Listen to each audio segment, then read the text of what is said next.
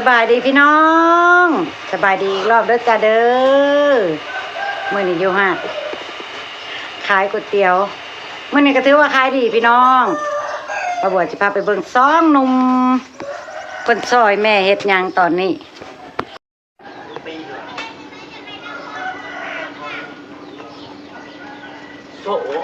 สองไอ้น้องพาพี่พาน้องไปเบิ่งสองไอ้น้องเฮ็ดงานอดิเรกของเพิ่นงานประจำงานถนัด ของสองพี่น้องหลังจากไถนาแล้วก็สิมาเฮ็ดงานรักงานประจำอยู่จังซี่ล่ะพี่น้องเอ้ย น้องบอ ไอ้ ย สิลูกพี่สบายดีตาเลย น้องบิ๊ก ลูกพี่ห้องแล้วนะเฮ้อ ก่อน สบายดี เอายังโอ้ยลูกค้าก็มาเอิ้นซื้อกาแฟ ประตูมันนอนแล้วทีนี้ ลูกค้ามาใกล้บ่ได้ต้องเอิ้นมาแต่ไกลๆพี่น้องเพิ่นย่านหมา ถ้าแป๊บหนึงให้น้องบิ๊กเอาให้สีเขียว20 บาทบ่30เด้อลูก30เด้อหำน้อย ประตูมันนอนรักอยู่ แม่เห็นมาเลย ถ้ามื้อได้ประบัวขายดีก็สิเป็นจังซี่ล่ะพี่น้องสวยคือประบัวสวยก๋วยเตี๋ยวประบัวโอ้ยนั่นพงดง สวยนะ ล่างถ้วยข้ามกลางบรรยากาศฝนตกลิ้นปล่อยๆแม่นบ่ลูก ฝนฝอยๆอยู่ได้ฝนน่ะยังบ่หยุดอยู่ได้พี่น้องตั้งแต่เช้าจนว่าบ่ายว่าค่ำแล้วเนี่ยนะฝนก็ยังตกปล่อยอยู่จังซี่แหละแต่พอดีเฮ็ดยังม่วนเฮ็ดเวียกม่วนโอ้อะไรเนาะคุณบอยมันกอกันบ่ลูกเก็บลูกเก็บ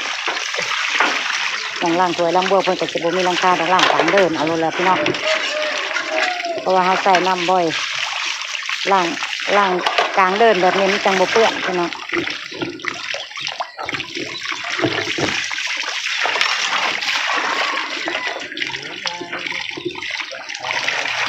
บ่มีหยังจักว่าน้ำป้าน้ำลุงบ่เด้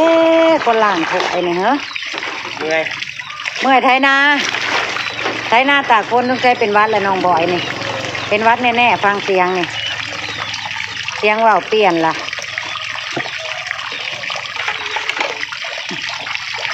ล่างไปแม่ก็จะเป็นคนนั่งให้กำลังใจถ้าบ่มีลูกค้ามานะ ลูกค้าก็เพิ่งออกไปเมื่อกี้เลยล่ะพี่น้องมื้อนี้ถือว่าขายดีอยู่พี่น้องป้าบัวก็ถือว่าขายดีเพราะว่าฝนตกคนก็ไปไกลมาไกลบ่ได้เพิ่นก็โทรมาสั่งแน่มากินอยู่ห้านแน่ก็ได้ขายไปหลายถ้วยเลยล่ะ นี่ก็เต้าล่างโคตรแช่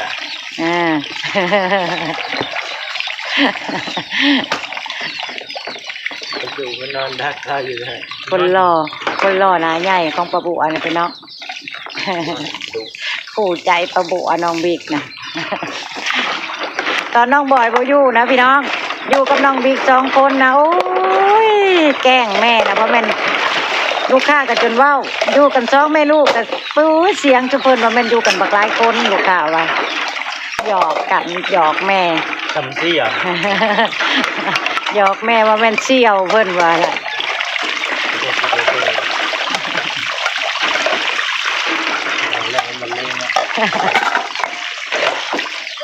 อย่าโดนนะมันใช่แม่ได้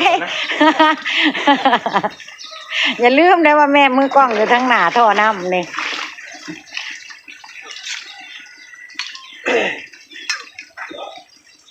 โทรศัพท์อีกแล้วยังลูก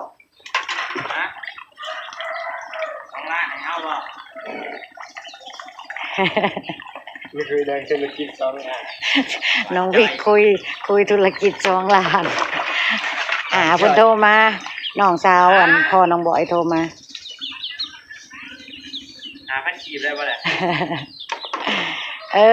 ให้อาโลดให้ย่าโลดเอา1 ล้าน คนละครึ่ง คนละครึ่งบอกจังสิ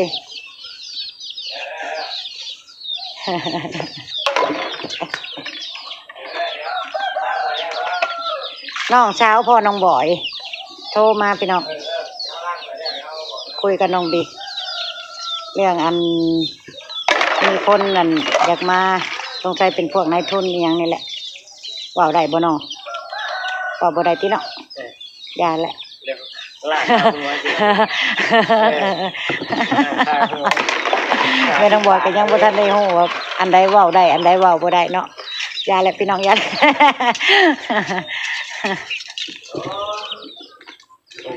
บ่ค่อยฮู้อันกฎเกณฑ์ของประเทศลาวพอปานใดดอกแม่น้องบอยก็ได้เป็นคนชาวบ้านธรรมดาเป็นหยังเนาะพี่น้องมาเบิ่งน้องบอยล้างถ้วยนี่แหละจ้ะ ข้าวหัวจ้ะ มาเบิ่งคนล่อล้างถ้วยนี่แหละเนาะพี่น้องบ่ต้องฟังเรื่องของประบวดดอก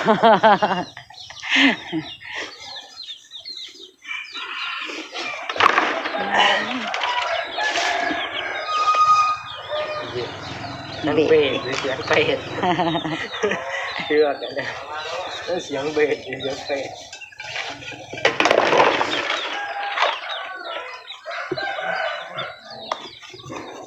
มาเขียบก็ได้หน่วยหนึง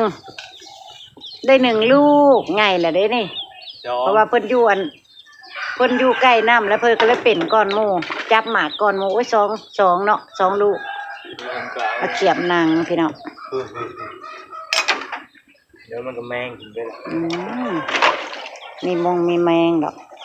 น้องบอยซีดเหลืองขนาดพี่น้องเอ้ยมาแต่ไทยข้าวนี่จ่อยเหลืองโตซีดโตเหลืองแล้วดิบะบัวว่าสิเขาน้ำเกลือไอเพิ่นให้หมอกระเป๋าคืออันจังอันเจซีเพิ่นเอิ้นมาใส่บริการนั่นแหละจ้ะให้มาเขาน้ำเกลือให้อยู่เงินเบิ่งเพิ่นเป็นอิดโหยโรยอยู่นะหน้าตากระเหลืองมาจ้าคนหล่อจ้าว้าย บิ๊กนี่ชอบแกล้งเลยพี่น้องเอ้ยเฮ็ดหยังจ้ะขี้เล่นแบบขี้เล่นหน้าตาเซยน่ะคนอีหยังจะเป็นแบบนี้ แบบว่าประมาณว่า หน้าหยังก็หน้าโจรนะแต่ขี้เล่นนะ คนน่ะ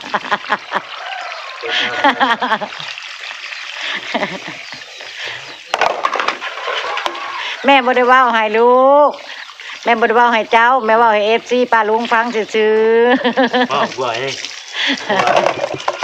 ตำเนี้ย กันรอเดี๋ยวกรกฎาเนี่ยก็เต็ม10เท่าไหร่ลูก 12 14 เราก็ลงกรุงเทพบ่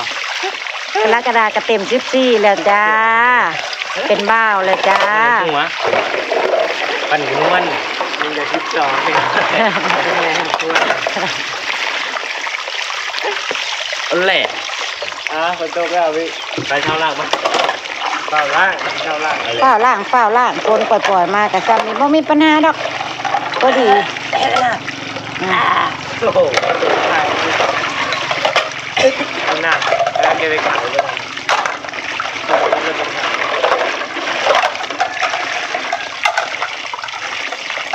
คนจะตกน้ำเม็ดได้ไม่ได้ขายนับด้วยเดี๋ยวนะ นี่อันการที่มีลูกว่านอนซ้อนง่ายมันก็ดีแบบนี้แหละน้องพี่น้องเนี่ยแม่ก็ได้มายืนเบิ้งลูกก็ล่างถ้วยไป นอนดึก หาใช้ได้เด้แบบนี้ นอนบ่ง่ายนอนดึกบ่อยนี่ นอนดึกนอนจักโมง ตี2เห็นมานอนอ่ะ ป้าดโตไม่แม่นอ้ายคุยสาวบ่จังนอนดึกแท้ โอ้ยิงอยู่ปังอยู่ เผาอ้ายแหละพี่น้อง บอยน้องบิ๊กเผาแม่นบ่ล่ะลูก โอ้โหหิวเช้าทางวิกเลย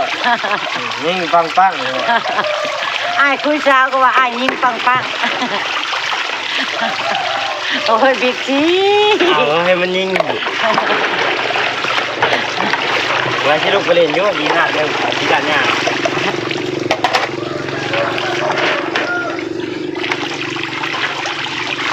เร็วเลยดิล่างแล้วเอาทั้งตัวเองยังล่างไปแล้วเลยนะเบิ่งเนี่ยแล้วได้เนี่ยนะใบถ่ายเลยเนี่ยก็ซื้อนะ เทถิ่มเด้อเทถิ่มเด้อแล้วแก้ถิ่มให้เบิดน้ำนี่ย่างไก่หน่อยตก เดี๋ยวจะโบงแล้วมันจะโบง นี่ว่าเธอคู่เนาะพี่น้องเฮ็ดหยังก็คู่กันมันก็ดีไปอีกแบบ งัวไปโถมึงนะ ว่าเธอคู่ของกระบัวนะเฮ็ดหยังก็คู่กันลองต้องก็ดีไปอีกแบบ ไอ้ชนเล มัน ย จังบ่เกี่ยงกัน